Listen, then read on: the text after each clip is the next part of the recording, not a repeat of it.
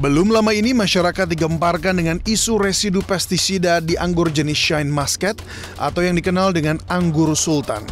Disebut anggur sultan karena rasanya yang enak, manis tanpa biji, dan harganya lebih mahal. Isu residu pestisida di anggur Shine Muscat langsung ditindaklanjuti Badan Pangan Nasional dan juga BPOM. Dua lembaga itu langsung menguji kandungan pestisida yang diduga meracuni anggur Shine Muscat. Untungnya, berdasarkan penelitian Badan Pangan dan BPOM, anggur sultan yang beredar di Indonesia tidak terpapar racun pestisida. Dari Badan POM, laboratorium kami mendapatkan hasil secara objektif dan independen, tanpa pengaruh siapapun, yang kita dapatkan di sampel bahwa hasilnya kita anggap tidak terdeteksi. Selain Shine Muscat, emak-emak juga dihebohkan dengan larangan peredaran jajanan impor Latiao yang mengandung bakteri Bacillus cereus yang bisa menyebabkan keracunan. Padahal sebelum ada larangan, jajanan ini banyak dikonsumsi anak-anak. Belum selesai isu anggur sultan dan jajanan Latiao, masyarakat kembali dikejutkan dengan larangan sejumlah kosmetik yang ternyata setelah diteliti membahayakan kesehatan penggunanya. Nantinya ke depan bukan hanya dari segi kesehatan saja yang akan dimonitor peredarannya, namun juga dari sisi halal tidaknya produk itu untuk masyarakat. Tapi apakah nantinya tanpa label halal, haram dijual? Temukan jawabannya dalam One on One.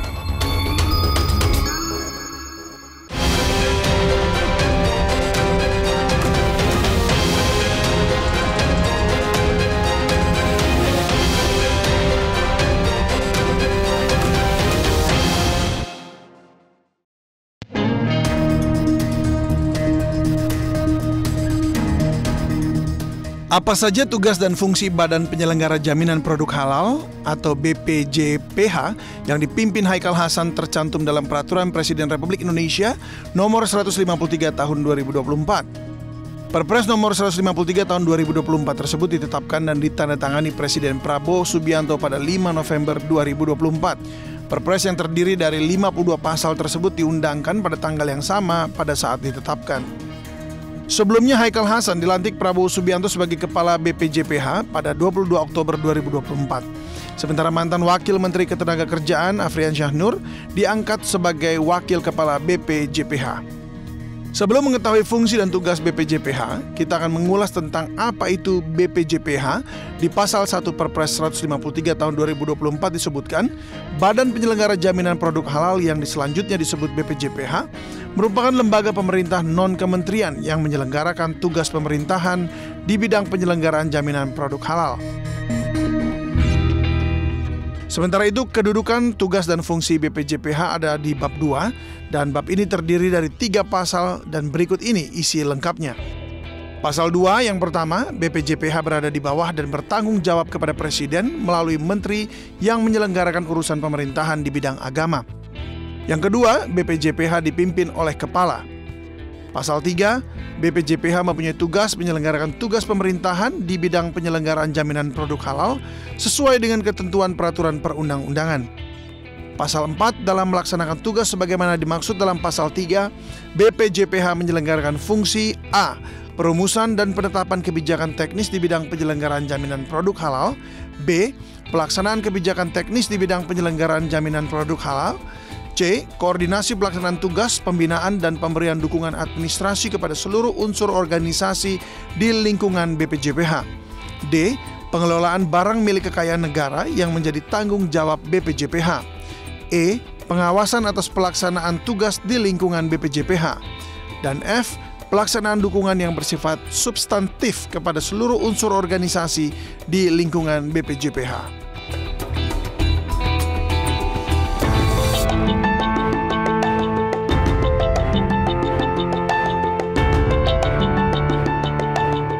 Sejak 18 Oktober 2024, seluruh pelaku usaha di Indonesia wajib memiliki sertifikasi halal. Kebijakan ini bertujuan untuk melindungi konsumen dan juga memperluas pasar. Namun hal ini juga menimbulkan perdebatan di tengah para pelaku usaha karena dianggap membebani. Hal inilah yang kemudian menimbulkan kontroversi antara mematuhi syariah atau melangsungkan keberlanjutan ekonomi. Di episode kali ini saya akan membahas lebih dalam tentang apa dan bagaimana implementasi kebijakan sertifikasi halal di Indonesia bersama Kepala Badan Penyelenggara Kebijakan Produk Halal Haikal Hasan. Saya Galuh Pandu, inilah One on One.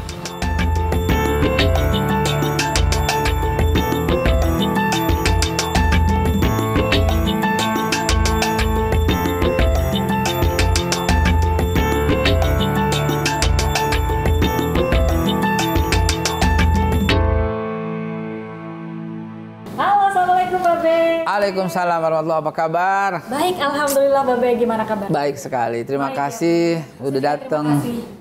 Sudah bersedia meluangkan waktunya. Tapi pagi amat sih. Silakan. Lagi ada kesibukan apa nih Babe nih? Sudah berapa belas hari menjabat sebagai kepala badan? Pertama yang saya lakukan, panggilnya? Saya Galuh Babe. Galuh? Galuh. Ratna mana? Dan Ratna lagi syuting sinetron. Wahai Galuh, duhai Ratna.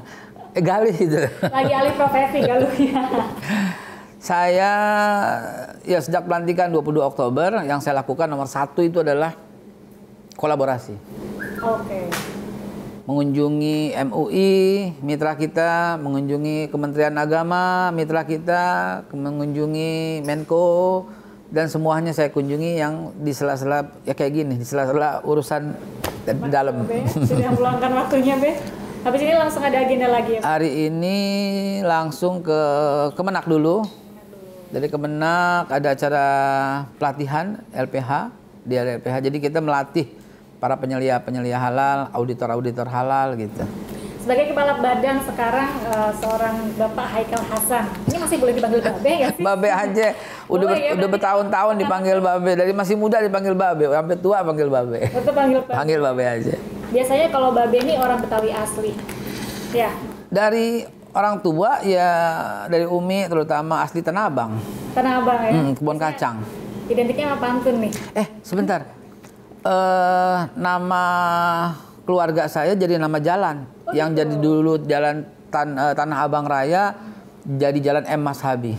Oh. Gitu, pahlawan seni. Nah, kalau orang-orang yang udah umuran kayak saya sih pada tahu. Ini pada kameramen yang tua juga tahu nih lagu-lagunya nih Mas Habi. Kan jiwanya tetap muda. Muda. Maaf Galuh ya. Ya, Babe, mengawali obrolan kita hari ini saya mau bikin pantun, boleh ya, Be? Boleh, silakan. Bunga melati mekar di tanah. Cakep. Mari awali hari dengan penuh senyuman. Cakep. Ngomong. Asap dapur pintu terbuka. Tercium sedap si ikan peda. Cakep. Bukan menolak, bukan nggak suka. Cakep. Buruan, gue mau pergi kerja. Oke, langsung aja. To the point. Spontan tuh gue tuh. Spontan. Orang Betawi jangan ditantang pantun. Jangan dipantang pantun. Jangan. Langsung kalah ini. Langsung kita keluar macam-macam. Deh, hari ini kita mau ngomongin tentang kebijakan sertifikasi halal yang sebentar lagi harus diterapkan untuk seluruh pelaku UMKM nih, Deh. Sebentar, bukan sebentar lagi. Sebentar lagi ya? Berarti Sudah. Jadi gini. Gimana? Memang yang saya pertama kali sejak saya dilantik oleh Pak Presiden Prabowo Subianto, saya langsung mempelajari dan ternyata 1974 di zaman era Presiden almarhum Presiden Soeharto melalui Menteri Kesehatan sudah menghimbau tahun 74. Jadi kalau sekarang tahun 2024 sosialisasi di berapa tahun? 50 tahun. Di zaman Pak SBY dibuatkan undang-undang untuk itu, peraturan presiden 10 tahun masa SBY. Kemudian di masa Presiden Pak Jokowi juga dibuatkan undang-undang, dibuatkan peraturan. 50 tahun kita lakukan sosialisasi. Tapi kalau kita terjun di masyarakat tetap aja masih kurang. Karena itu Pak Presiden Prabowo langsung menetapkan sesuatu yang sangat luar biasa. Badan Penyelenggara Jaminan Produk Halal bertanggung jawab kepada langsung Presiden. Itu kan keren gitu loh. It's not about position ya, tapi ini harus supaya supaya kebijakannya mudah, lancar, cepat, tidak ada birokrasi yang ngejelimet, dan saya menjanjikan kepada semua pelaku usaha akan lebih cepat dan murah. Dan untuk UMKM menengah ke bawah gratis. Berarti sekarang sudah mulai berjalan ya? 18 Oktober? Yes, betul sekali. Sejak tanggal 18 Oktober 2024 itu udah mandatori. Kenapa coba mandatori? Gini teman, gini. Tujuan bernegara itu adalah melindungi segenap bangsa dan seluruh tumpah darah Indonesia. Kalau melindungi kesehatan, ada Kementerian Kesehatan. Kalau melindungi dari narkoba, Badan Narkotika, BNN. Kalau melindungi dari, jadi negara tuh melindungi semuanya. Kalau melindungi dari pertahanan keamanan, ada Kementerian Pertahanan. Kalau melindungi makanan halal, ya ada ini gitu loh. Jadi emang tugas negara, tujuan bernegara, dan Pak Prabowo paham sekali soal itu. Sehingga dibuatlah Badan Penyelenggara Jaminan Produk Halal ini setingkat menteri, bertanggung jawab langsung kepada Presiden, berkoordinasi dengan para menteri-menteri terkait untuk menjamin bahwa produk yang ada di pasaran halal. Kalau nggak halal gimana? Saya nanya, kalau gimana? Manfaatnya apa aja nih, Des? Boleh. Tersertifikasi halal gitu. Saya jawab dulu sebentar ya, pertanyaan saya tadi ya. Kalau nggak halal, ya boleh. Boleh sekali, cuman harus kasih tanda. Harus bilang ini nggak halal. Alkohol, harus ada sekian persen tertera di situ. Mengandung bahan tertentu yang diharamkan. Misalnya, let's say, sorry to say, babi. Ya harus katakan mengandung babi. Harus terbuat dari apa tuh jelas. Semudah itu. Jadi diserahkan lagi kepada konsumen. Mau makan boleh, mau nggak boleh silahkan. Cuma ada rambu-rambu aturan agama. Itu aja. Jadi cuman kadang-kadang dibikin heboh. Mudah-mudahan Galuh dan tim tidak membuat ini heboh. Jadi artinya barang-barang yang katakanlah haram itu masih boleh diperjualbelikan ya? Of course. Itu hak. Orang mau makan, mau beli silahkan.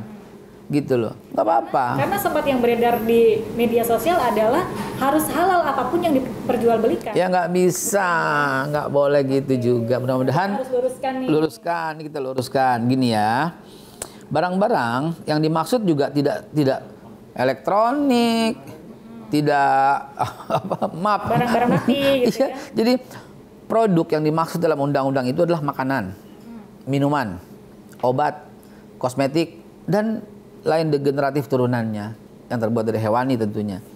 Itu yang dimaksud produk gitu loh. Jadi yang lain gimana? Ya nggak harus juga beli laptop halal. Berarti salah kaprah nih yang paling penerimaan di masyarakat nih secara kaprah nih ya. Yang paling penting itu adalah edukasi kepada masyarakat gitu ya. Tapi ya kalau sumbernya haram, beli apa juga haram.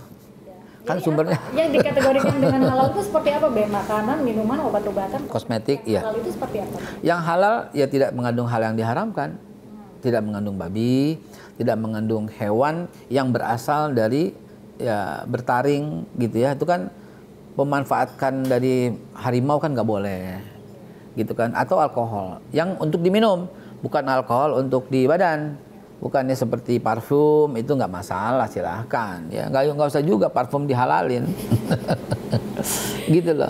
Berarti dalam penerapannya nanti apakah akan ada pengawasan di masing-masing daerah atau seperti apa, Bik? Yes, betul sekali, akan ada pengawasan. Tapi sebenarnya kalimatnya saya mau bilang bukan pengawasan ya. Nah begini dong. Ya begini, biasa ngopi kita. Ini yang perlu tanda tangan sama sangat segera. Udah, Mas, balik lagi loh, in frame lagi lo, kena loh. Kebijakan sertifikasi halal untuk para pelaku UMKM. Pelaku usaha ya? Pelaku usaha. Karena bukan cuma UMKM, dari yang level atas, yang high, middle, low, mikro, ya? Harus. Semuanya. Ini kan perlu ada sosialisasi, kan masyarakat belum tentu tahu ada kebijakan. Itulah Galuh ya, orang-orang seperti Galuh dan tim ini membantu kami. Maka saya bilang terima kasih gitu, karena bantu sosialisasi. Yang kurang tuh itu, pertama kolaborasi seperti yang saya ceritakan tadi dengan kementerian-kementerian, termasuk Kementerian Perdagangan, Perindustrian, PMG pasal orang tua, murid dan guru dong ya. Badan POM, santai aja, Badan POM, terus kesehatan. Terus banyak sekali yang terlibat, bahkan di undang-undang tercantum. Tadi saya baru baca tuh waktu Galuh kesini soal undang-undang, baru saya pelajari yang baru terus. Undang-undang, Be. Undang-undang baru nih katanya, Be. Ya. Baru banget. Yang terakhir ini 42 tahun 2024, yang terbaru sedang menuju on the way. Ini ya perindustrian, perdagangan, kesehatan, pertanian, koperasi, usaha kecil, dalam negeri, Kementerian Luar Negeri, dan semuanya terkait. Dalam negeri ya terkait yang beredar, luar negeri makanan yang masuk dan semua terkait. Nah, soal yang tadi kamu tanya keterkaitan yaitu sosialisasi, udah 1.000 lebih yang akan melakukan ya, yang bersama kami ya 1.000 lebih. Sebagian besar dari internal ya, ada 240-an dan kita rekrut baru ada 500-an. Total akan menjadi 1.000 lebih semua. Itu untuk sosialisasi. 1.000 lebih personil untuk sosialisasi. Untuk sosialisasi, pembinaan, pengawasan, persuasif lah tentunya, persuasif. Sebab saya nggak mau ini menjadi hantu, momok, menakutkan bagi para pengusaha karena ngurusnya ribet dan sebagainya. Saya janjikan ngurusnya akan lebih mudah, murah, gampang. Mudah sama gampang sama. Mudah, murah, open, transparan.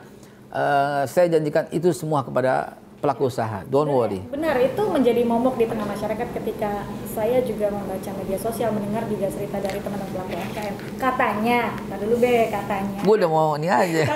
Gue minum biar santai. Ribet, kedua mahal. Dan itu kalau kita breakdown ya, biayanya benar kan kalau mikro 300.000. Kalau menengah 5 juta. Tahu aja sih dari mana ya? Dari riset. Nah, itu katanya mereka tidak punya cukup biaya untuk membayar biaya sertifikasi itu, sedangkan modal untuk dia bangun usaha aja di bawah angka tersebut. Gimana? Oke, saya luruskan. Pemerintah, baik banget nih pemerintah kita, memberikan kemarin 1 juta pengusaha mikro gratis. Saya mau tambah lagi. I guarantee you. Kalau dia bahasa Betawi keluar gitu tuh ya. I guarantee you. Akan ditambah lagi. Jadi pengusaha mikro ke bawah itu free. Oke. Ya, don't worry. Free. Don't worry. Itu bantuan dari pemerintah. Ya. Jadi cukup serius aja gitu ngurus usahanya. Kita gratisin. Yang penting kamu tuh jujur, kamu tuh halal jualannya, nggak boleh mengandung unsur-unsur yang non halal gitu loh. Ya kalau mau ya silahkan, tapi jujur juga, katakan itu non halal. Sebab apa? Kalau you punya usaha non halal, you katakan halal, itu kategorinya bukan di kita lagi, di kepolisian. Kenapa? Penipuan. Berarti akan mungkin bisa dikenakan sanksi. Of course. Dan kira-kira apa kriteria pengusaha atau usaha yang akan dikenakan sanksi tersebut? Jangan dijawab dulu, Be. Kita akan tahu jawabannya. Gak lu bikin gregetan aja. Oke, kita minum dulu. Silakan minum dulu, Be.